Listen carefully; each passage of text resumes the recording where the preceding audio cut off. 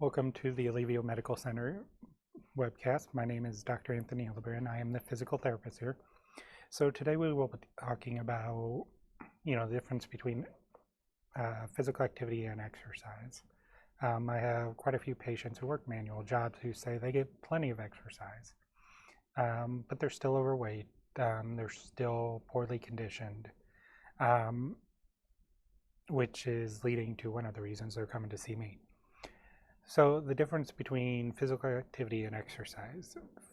Physical activity is what you do every day, day-to-day basis. It's what you have to get done. Walking to the bathroom, physical activity, not exercise. Walking a couple of miles at work, physical activity, not exercise.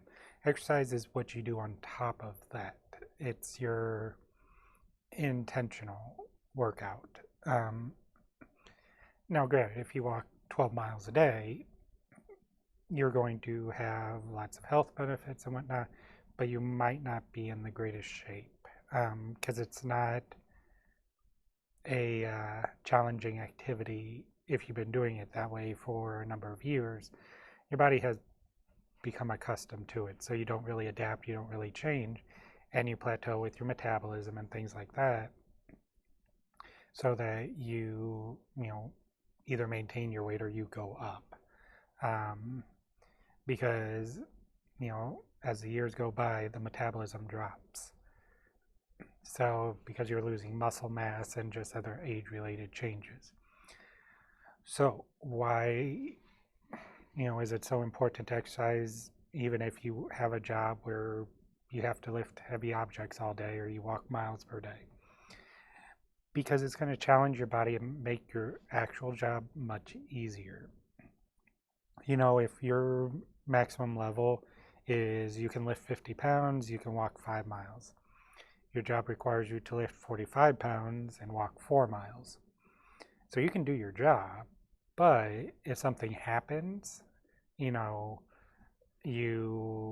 have an injury or you have an illness, all of a sudden you can't do your job. I see this a lot in the older population where they can do just enough to get by. The moment they get sick with anything, all of a sudden they lose that, little bit of strength or endurance they had, and they can't do a thing. And it takes a while to build them back up. Now, when you're younger, you have bigger reserves on what you can do versus what you have to do. So you end up, getting sick, you recover, and you're right back at it. As we get older, we don't have that luxury. So when I'm talking to people about, the difference between what they do for their job, regardless of how physical it is, and exercise and why it's important, is you're going to get additional health benefits and you're going to protect yourself from injury. A lot of people who work manual labor jobs don't treat themselves like athletes. And I know it sounds kind of goofy, but the workplace athlete is far more common than the actual athlete, so to speak. Because if you have a job where you have to lift heavy objects, you have to move them great distances, you're up and down, you're moving quickly, you're moving slowly, you're adjusting as you're going through the day. That's what athletes do. Now their difference is they're on a field or a court or whatever it may be, and you're in a warehouse or in a field or wherever you may be. But the expectation of how you should care for yourself should be pretty close to being the same. If you have to move heavy objects, you need to train to move heavy objects. Offensive linemen, for example, they have to move heavy objects, i.e. other linemen. So they lift weights, they work out, all of that to make it easier to move the other people. So when it comes to if you have to move boxes or equipment, whatever it may be, and you never train in multiple ways, you're more prone to injury because those accessory muscles, so rotator cuff, those small muscles nobody thinks about, get weak, and then you're more prone to injury.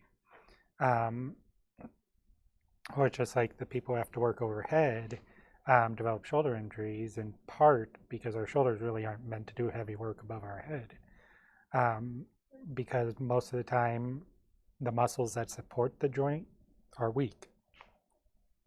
Now, the shoulder joint itself has limited structural support and relies on ligaments, tendons, and muscles to provide its support.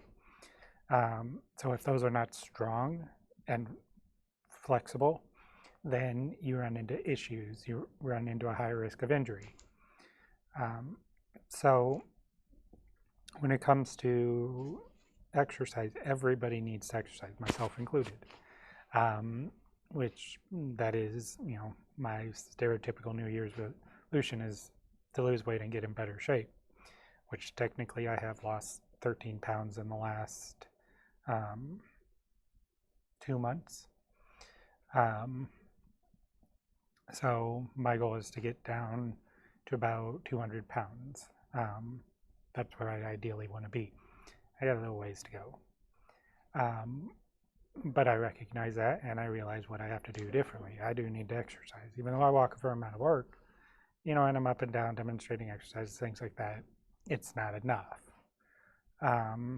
Especially with some of the tendencies of, I like carbs, I like things like that, so I need to work out to compensate for that. So, what I encourage people to do is if you have questions about exercise, come visit us. We can put you in the wellness class. We can answer all of your questions. And, we can guide you to places to find additional information. I